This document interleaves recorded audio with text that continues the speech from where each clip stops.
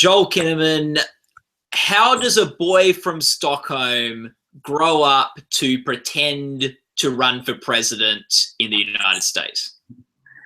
Well, I mean, I had to jump over a couple of hoops, but yeah, it was it's been quite a ride. That was a real fun one, especially to get to play with Kevin and Robin, and I was such a big fan of the show before I signed on to it. So it was one of those special experiences when you're a fan of something, and then you get to you love watching these characters, and all of a sudden you get to hang out with them, and it's something like very childish, like how your imagination works, and you're like, oh, all of a sudden I'm in this world now. I really enjoyed that. Yeah, that must be so cool. And just one thing, Joel, would it be possible for you to move your computer a bit around so the window's not in shot? It's just because this is like dark. Yeah, it was like the clouds were going like over the sun. I think the clouds were sort of changing, so it was going from light to dark. They're pretty constant. It's just raining, but yeah, I think it's the light. So I go clandestine there. Just seemed a bit inconsistent. So we'll go. So how had you watched all of House of Cards before getting the call up for the show? And I mean, I don't think that it ever went longer than 3 days before I plowed through a season. The first season that came out, I didn't start watching it right away. I don't know, maybe 6 months after it came out, and then I pretty much binged on every season as soon as it came out. So I love the show. As a viewer, what was your favorite thing about House of Cards? Yeah, I mean, it's the writing, the characters. I think it's the overall tone of the show. It's both theatrical and very realistic at the same time, and I think that's a really difficult combination to hit, or a very, very difficult tone to hit. Where you at one end it feels like this is how Washington could be, and I think that in many ways it is very close to how the conversation in the hallways goes down. But at the same time, it also has that really theatrical element with Frank breaking the fourth wall, and then just incredible performances by some of the best actors in the world, and the writing was also it's on a very, very high level, about as high as it gets. Now, what was as someone entering the show, what was your favorite part of House of Cards from being on it? I mean, I think my favorite experience was I had I think it was episode 410 or something like that, 410, 409. I don't remember exactly, but it was when when Will came to the Democratic convention, and he was pulling a publicity stunt, and then him and Frank ended up in a room together, and it was a sequence that was sort of portioned out over the whole episode. But we shot it in one block, and it ended up being about a 15, 16-minute scene that we were playing. And I mean, I'm originally a theater actor, and Kevin is also very closely connected to the stage. And so I think we both really, it felt like a little play. And you don't always get that in film and TV. Usually the scenes are chopped up and quicker. So, and to get to just play a one-on-one scene like that with one of the top 3 or top 5 actors in the world, that was a lot of fun. And we really, I think we both enjoyed it, and we played with it, and it went in different directions. No take was the other, was very different from the other, and it was really good time. It doesn't get much more fun than that. How long did it take you to shoot that scene? About 1 day. Yeah. And why was that scene important for these two characters? What did that scene flesh out?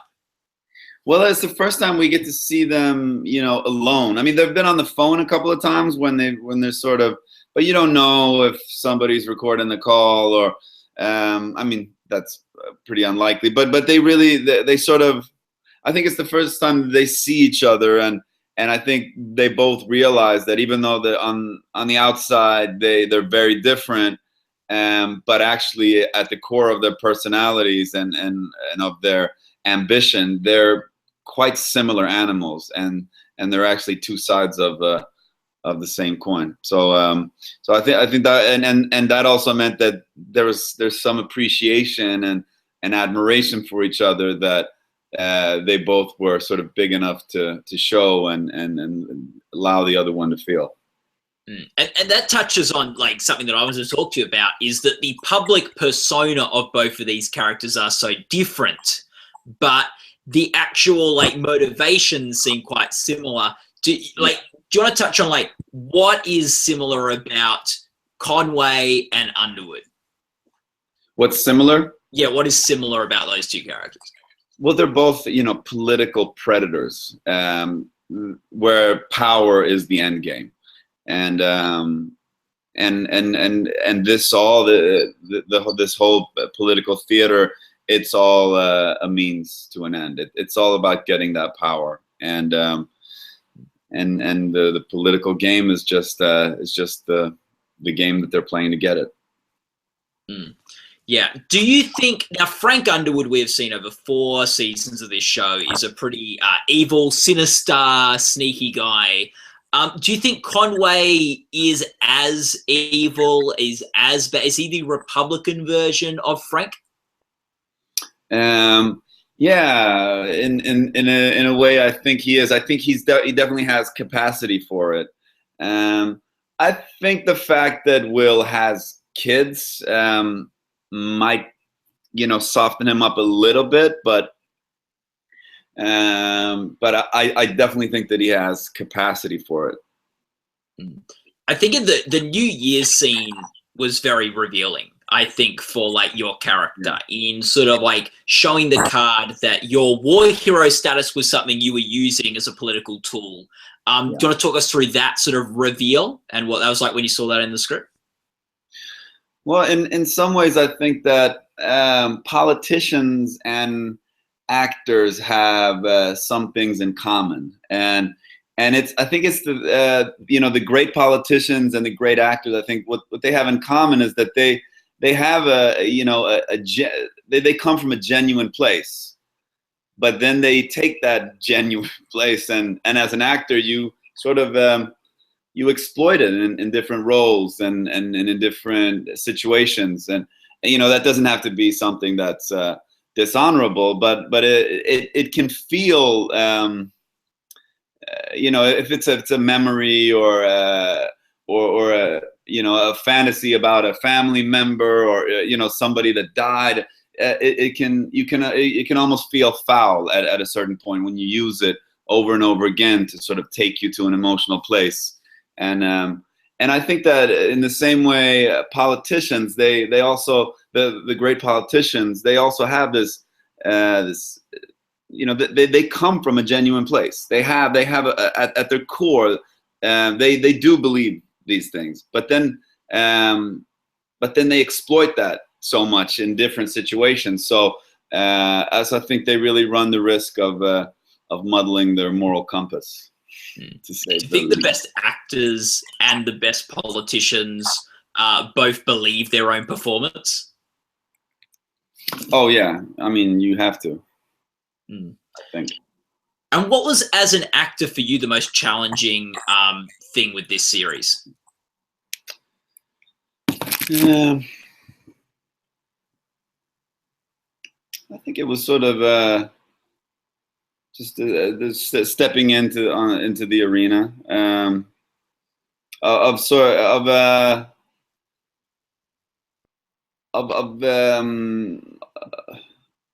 it's a balance when coming in with a new character that you're submitting yourself to a tone that's already existed, and finding the balance of bringing something that's your own, but at the same time finding the right, finding that is also the tone of the show, and not to bring too much of my own voice into it that might draw away from the tone of the show. You drew the parallel between the role of an actor and the role of a politician. Do you see any similarities in yourself with the character you play, Will Conway? I usually find similarities with characters. I mean, and I think it just comes from. I mean, the first question I ask myself is sort of what version of me, could be in this situation, and it's usually not where I end up, but at least you draw something from that, and you have to make it more personal and to. I think it's the most important thing when you look at an when I watch a show or a film, that when somebody is still and not doing anything, and I'm seeing the eyes of a performer, that I'm wondering what he's thinking about or what she's thinking about, and that I feel that there's some sort of backstory behind that, and before I start thinking. When you kind of cross the threshold, when you start thinking weird thoughts that are actually not your own. But then I usually start with, my own instincts in any given situation that the character's going through. And so then that, that process kind of makes you identify and then you lend some of your qualities to the character. So there is like a little bit of a melding. Mm. Did anything surprise you about your character this season on the show? I got surprised. I mean, no, not surprised. Just, I mean, it was just working with the Bo and the writers. It was just, it was thrilling. I'd get a long, 2-page speech that felt, worthy of a president, and then the next day he Bo comes up and he's like, I thought about what we were talking about yesterday, and then he gives you 2 completely new pages with an even more brilliant speech, and that was very much how the process was, that we'd have conversation about things, and then it was constantly a work in progress, and it would. It wasn't so much surprise, but I was continually impressed. Mm. What was the most fun on-set story from shooting season 4? I don't know if there was one. It's a very sober and adult set. There's not many pranks going on. I mean, Kevin is sort of in the head of. He's the president of entertainment on the set, and he's always doing imitations, and he keeps the crew entertained and his fellow actors as well.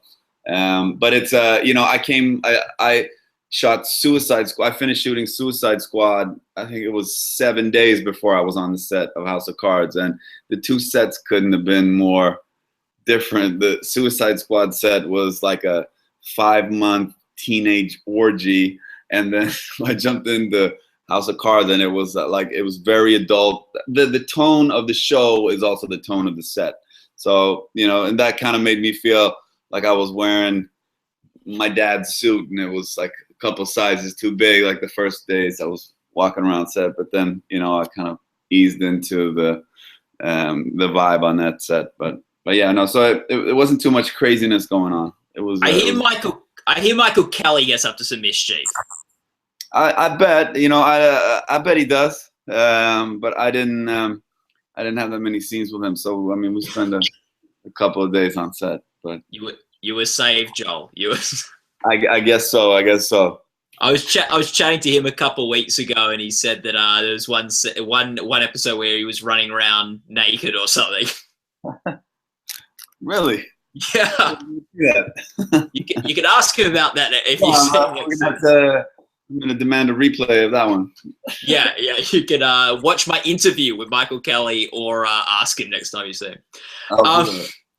So anyway, Joel, one of the fun things for your character when you were in the big 15-minute long scene at the convention with Frank was when Frank asked you, oh, Conway, do you play any video games? And you had to get out the Agario game. Did you have to learn that game?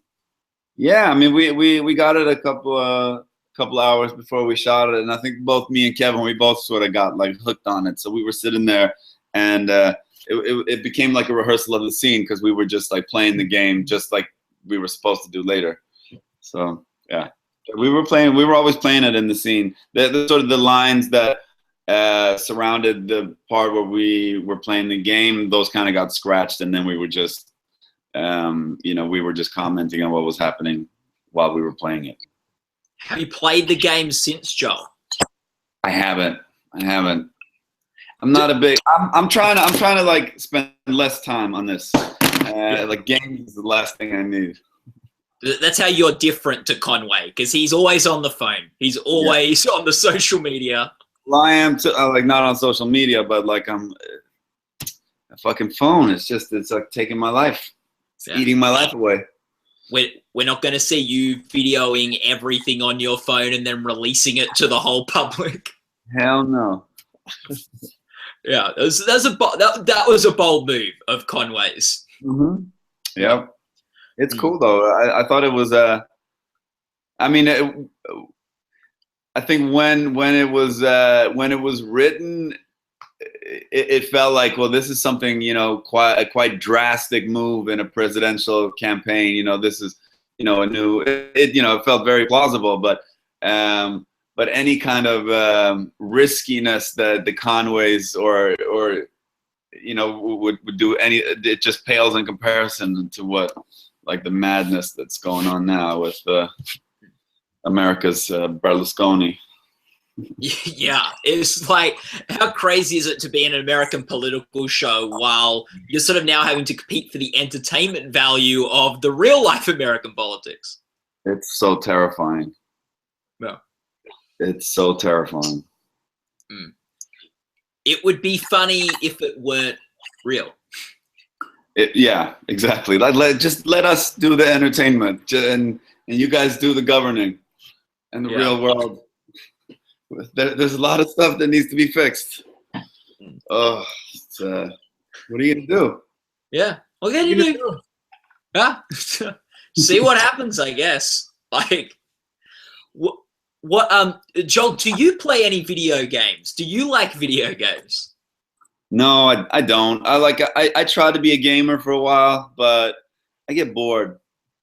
I just I try. I play maybe 2 hours a year. What do you play with those 2 hours? I think Grand Theft Auto. Yeah, that was good. When there's a new like Grand Theft Auto, I'll play that. I'll finish that. But that's pretty much the only thing I play. Yeah, fair enough.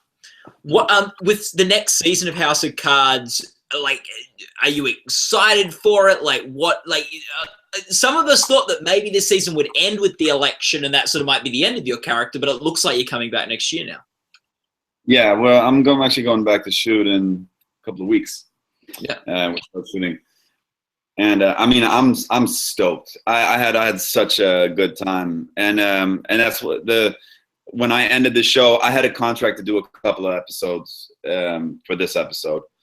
Initially, it was only supposed to be one season, and then while we did the contract negotiation, we agreed to give to do a couple of episodes for this season.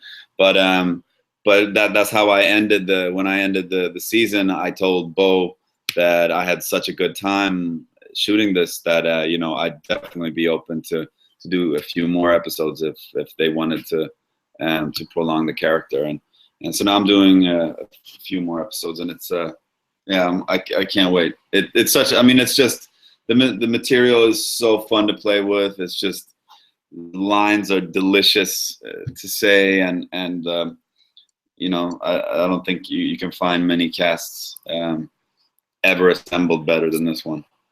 Yeah, I think delicious is the perfect word to describe House of Cards. Yeah, it is. Yeah. Have you been campaigning on set for Conway to become president? Oh yeah, for sure. There's a full on. there's a full-on campaign going on. No, I mean, the writers know where they want to take it, and I'm happy to go wherever they go. Do you know where it's going? Sort of, yeah. For your, I guess, you know, like that's a bit. I can't really ask you about it then because you can't say anything. No, I know the arc. You know the arc, yeah. Yeah. That's exciting. Do you think it sounds good?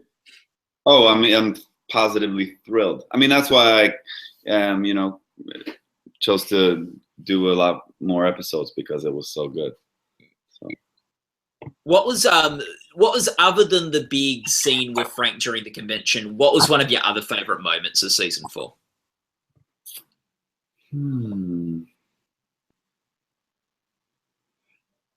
I think there was this scene like in the Oval Office, and I was just like leaning against the president's desk, and we had like a little back and forth going on there, and it was so. I mean, the set decorators are, you know, you're walking around in the White House on set. And even though it's a set in Baltimore, it's a special feeling, and it really helps your imagination to fly away. And so it was, yeah, there was something. It was just something that I was feeling while we were in the Oval Office. It was a special feeling. I really enjoyed it. What do you think the big, like, sort of? Do you think there's something that Will Conway learns throughout the season of House of Cards? I don't know. I think Will Conway only learns something if he gets defeated. So we'll see if he'll learn something. You mentioned Suicide Squad earlier, coming back from the teenage boys, orgy, filming, set experience. What was it like working on Suicide Squad and being a part of that experience? We had a ball. It was a lot of personalities, and yeah, we just had a really good time shooting it. It was, I mean, it was a tough, long shoot, but we all just like really. I mean, I've never been on a movie where it's such a big cast, and it's such a big cast that's there every day. I mean, it's like the movie almost has like 8 lead characters, and so we became a little posse there, just on and off set, and so every day was like going to hang out with your best friends, and then it happened to be your best friends were just absolute lunatics. Who was the biggest lunatic? Jai Courtney, maybe. He's just a wild man. I mean, they all are. Will is an absolute lunatic. Cara Delevingne is nuts. So is Margot. I mean, it's a lot like really extreme personalities, and like bunched together, it's like this little pressure cooker of just fun. Was there one sort of story of lunacy from the set? I mean, it was just like constant. It's hard to pick out one. I'll have to think on that. Yeah. And you play Rick Flag in that film, a character probably not as, like, for people who aren't big hardcore comic book fans and stuff, wouldn't be as familiar as some of the other characters like the Joker in the film. Yeah. What's it like in sort of getting stuck into that character? I mean, I had a ball. It was, I think for David, who, the director, David Ayer, he was in the military. He was a submariner, and you know, he's always been, I think, close to military stuff, and it's really important for him that becomes right. I think I was one of the few characters that, you know, there was a right and a wrong. So he was very, you know, particular with, you know, how he wanted me to play this character, and you know, he had me go through this pretty intense training regimen with these former Navy SEALs and CIA operators that, you know, took me and a couple of the other actors playing military guys through it was like a 3-day military immersion boot camp where we didn't sleep for think it was like 65 hours, and we were out in the woods carrying 50-pound backpacks and doing targeting in the city, and then you know, we'd have intense workouts, and it was all sort of like, and then it all ended up in this like abandoned meat locker and in the outskirts of Toronto, where they rounded up 25 Canadian ex-military, and we were doing like real military exercises, and I had to be the leader of all these exercises after not slept in 65 hours.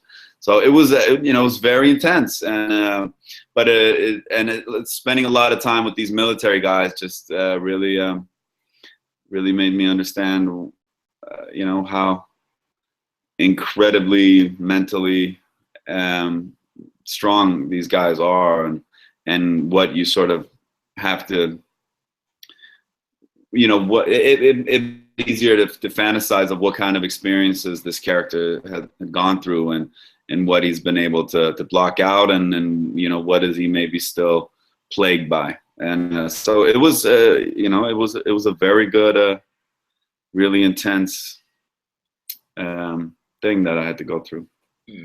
Like, I'm not sure how familiar you were with the DC world or that sort of like environment before the film, but what should people be most excited for with Suicide Squad? I mean, it's all the characters. It's just the whole movie. The characters are so good, and there's so many, and that's what I was so impressed with David, how he was able to create, you know, like 8 lead characters, and they're all in it the whole time, but they all have their own arc and their own moment, and he's able to like combine this tone of both like really silly comedy, but then also quite serious emotional acting, and it all, and you know, and then also of course a lot of action, and it all feels like it belongs in the same film, even though the tones are you know, there's a lot of contrast in tone. So I think that's, you know, some of the hardest things you can do, to, you know, to just do something that's both serious and funny and silly. Yeah, so, as a big, it's very, very entertaining. It's like, it's just a firecracker of a movie. Yeah, as a big Batman fan, I'm excited to see Harley Quinn, because I think often, like, we've seen the Joker done well times before. She murders it. I mean, she just killed that role. I mean, she's gonna, I think she's gonna do that role for like 15 years, and it's gonna be, she's so good in it. And there's so much going on in her face and her eyes, and it's just like crazy and sadness and fun and insanity. It's like she's such a good actress. We've seen the Joker done well before, but Harley Quinn's often been used as just a service to the Joker in Batman things. So it's nice to, I think, see a film where she's going to be a character in her own right. Yeah, for sure. No, I mean, she's very much a central figure of this film. Yeah. And you know, I'm not gonna, but I think you can tell from the trailer that, you know, that's what's going on.